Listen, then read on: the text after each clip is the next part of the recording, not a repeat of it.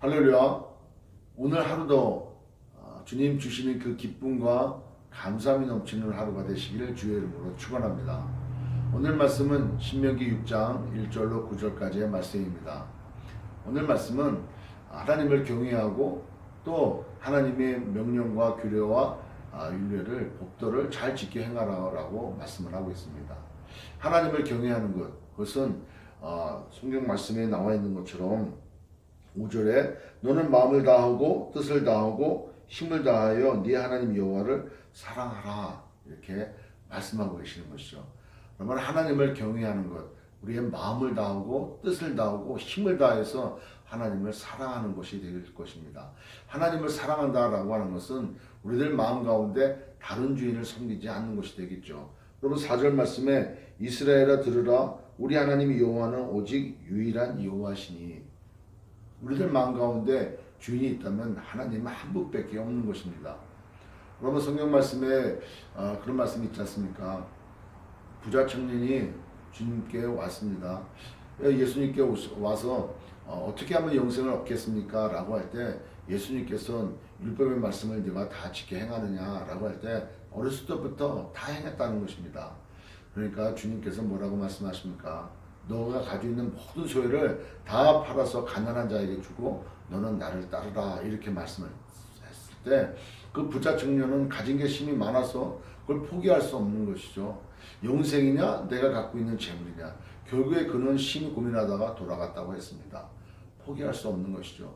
그에게 있어서 하나님은 유일한 하나님이 아닌 것이죠.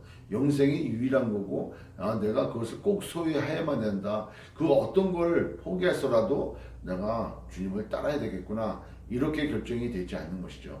그래서 주님께서도 산상수훈에 하나님과 재물 두 주인을 섬길 수 없다라고 말씀하고 있는 것이죠.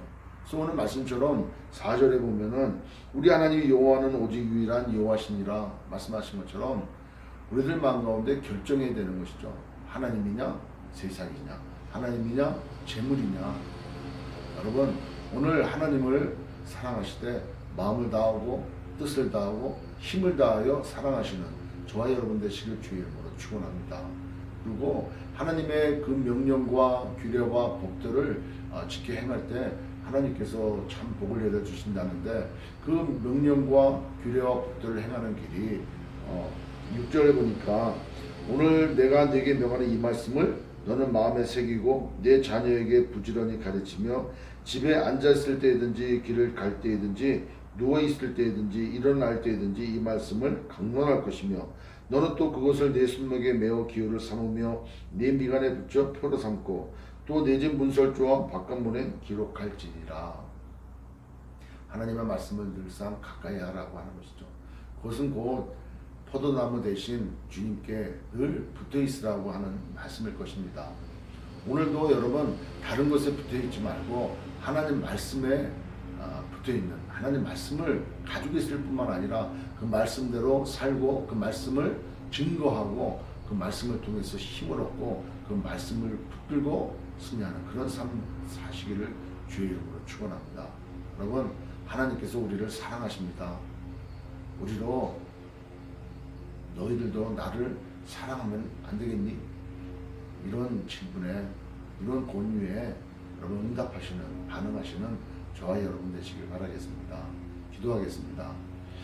전능하신 하나님, 오늘 귀한 말씀 통해서 하나님께서 우리를 얼마나 사랑하시는지, 그래서 우리로 하여금 하나님 앞에 어떻게 나가야 되는지, 얼마나 하나님을 사랑해야 되는지 말씀하고 계시는 거예요. 하나님 우리 심령 가운데 새겨서 오늘도 그렇게 삶으로 하나님 앞에 영광 돌리는 저희 될 수 있도록 인도하여 주시옵소서. 예수님의 이름으로 기도드립니다. 아멘.